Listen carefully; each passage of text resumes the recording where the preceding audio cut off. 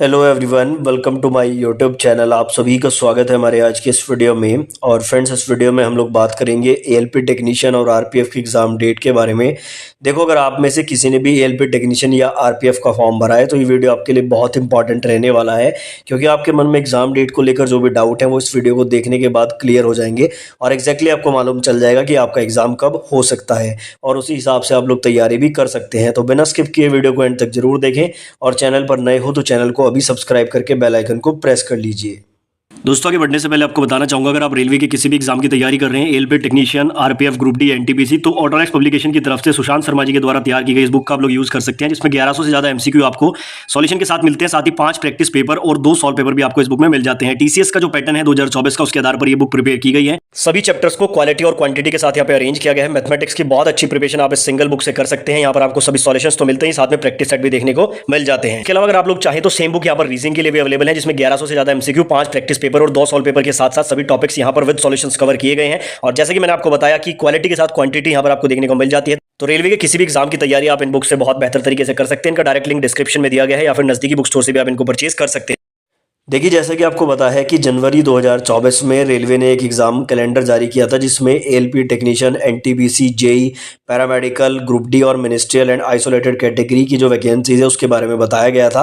अब इसमें आरपीएफ का जिक्र नहीं किया गया था, तो वो जिक्र यहाँ पे इसलिए नहीं था क्योंकि आरपीएफ की जो वैकेंसी है वो ईयरली बेसिस पर आपकी नहीं आएगी, जैसे अब आ चुकी है। फिर वो 2 साल 3 साल बाद आपके एक समय अंतराल के बाद आएगी। लेकिन जो बाकी वैकेंसीज है, जैसे ALP technician, NTPC, group D, JE, ये आपके हर साल लाएंगे, ऐसा रेलवे ने इस नोटिस के माध्यम से बताया था। अब देखो, यहाँ पर अगर वैकेंसीज को जो है पर ईयर लेके आना है तो पुरानी वैकेंसीज का, यानी कि जैसे 2024 वाली है, उसका प्रोसेस कंप्लीट कराना होगा। ऐसा नहीं है कि आपने यहाँ पर फॉर्म भरा लिया और 2 साल बाद अब एग्जाम ले रहे हो, तो ऐसा बिल्कुल भी नहीं होगा। अब काफ़ी स्टूडेंट को ऐसा लगता है कि हमने फॉर्म भर दिया है, हमारे पास बहुत समय है, एग्जाम आराम से जो है 1 साल 1.5 साल बाद होगा, लेकिन इस बार ऐसा नहीं होगा, क्योंकि 3 साल का ये जो प्रोसेस बनाया गया है, जैसा कि रेल मंत्री जी ने एक इंटरव्यू में बताया था कि 3 साल हम इस प्रोसेस को लागू करेंगे। तो अगर ये प्रोसेस को सुचारू रूप से चलाना है तो एग्जाम भी आपको प्रॉपर टाइम पर लेना होगा। अब ये टाइम क्या है, तो देखो, एएलपी के लिए टाइमलाइन पहले ही डिसाइड की गई है कि जो सीबीटी 1 है वो जून और अगस्त के बीच में आपका होने वाला है, और एएलपी का सीबीटी 2 जो है वो आपका सितंबर 2024 में होने वाला है। अभी मैं एग्जैक्टली भी आपको बताऊंगा कि कितना समय इसमें लगेगा। उससे पहले आप लोग देख लीजिए, टेक्नीशियन के रिगार्डिंग भी ऑलरेडी एग्जाम डेट्स अनाउंस हैं, जिसमें कहा गया कि सीबीटी जो है टेक्नीशियन का वो अक्टूबर से दिसंबर के बीच में लिया जाएगा। टेक्नीशियन में केवल आपका एक ही एग्जाम होना है, जो अक्टूबर से दिसंबर के बीच में इन्होंने कहा है कि हम लोग लेने वाले हैं। अब इनके आधार पर यहाँ पर हम सारी चीज़ें निकालने की कोशिश करेंगे। देखो, सबसे पहले यहाँ पर एएलपी का जो सीबीटी 1 है वो इन्होंने कहा है कि जून और आपका जो अगस्त है उसके बीच में हम लोग लेंगे। आपका एएलपी में जो टोटल फॉर्म आए हैं वो कितने हैं, लगभग 19 लाख के अराउंड टोटल फॉर्म आए हैं। ग्रुप डी में आप लोगों ने देखा था, एनटीपीसी में आप लोगों ने देखा था, 1 करोड़ से ज़्यादा फॉर्म थे, और वो एग्जाम भी आपका आई थिंक 2 से 3 महीने चला था, इसी के आसपास रहा था।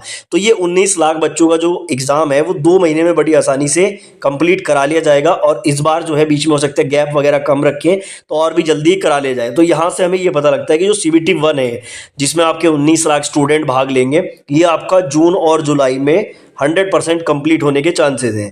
उसके बाद यहाँ पर अगस्त ब्लैंक जाता है, अगस्त में कुछ नहीं होगा, 1 महीने का आपको बीच में समय मिलेगा। फिर एएलपी का सीबीटी 2 जो है वो सितंबर में इन्होंने बताया कि हम लेंगे, और ये सितंबर में बड़े आराम से हो जाएगा, क्योंकि देखो 19 लाख बच्चों में से केवल 85,000 प्लस बच्चे ही सीबीटी 2 में जाएंगे, ठीक है ना। 15 गुना जाने हैं वैकेंसी के, तो 85,000 के अराउंड जाएंगे, और सितंबर के 15 दिन के अंदर, 15 भी ज़्यादा मैंने बोल दिए, शायद 8 से 10 दिन के अंदर 85,000 बच्चों का एग्जाम ही आराम से ले लेंगे। तो ये तो पूरा शेड्यूल है एएलपी का, इसके हिसाब से आपको तैयारी करनी है। अब टेक्नीशियन की बात करें तो टेक्नीशियन का इन्होंने बताया है कि हम अक्टूबर से दिसंबर के बीच में लेंगे। तो यहाँ पर भी आप लोग मान लो कि जैसे 19 लाख एएलपी में है, तो मैंने आपको बताया था एक वीडियो में आरटीआई के माध्यम से कि 20 लाख 21 लाख के अराउंड यहाँ पर भी फॉर्म है। तो अक्टूबर और नवंबर 2 महीने सफिशिएंट है यहाँ पर भी एग्जाम लेने के लिए, और इन 2 महीने में आपका टेक्नीशियन भी ले लिया जाएगा। यानी कि यहाँ पर जो दिसंबर इन्होंने टाइमलाइन दी थी, ये भी आपका ब्लैंक जाएगा। तो यहाँ से आपको पता लगा कि एएलपी और टेक्नीशियन आपका बिल्कुल निर्धारित है।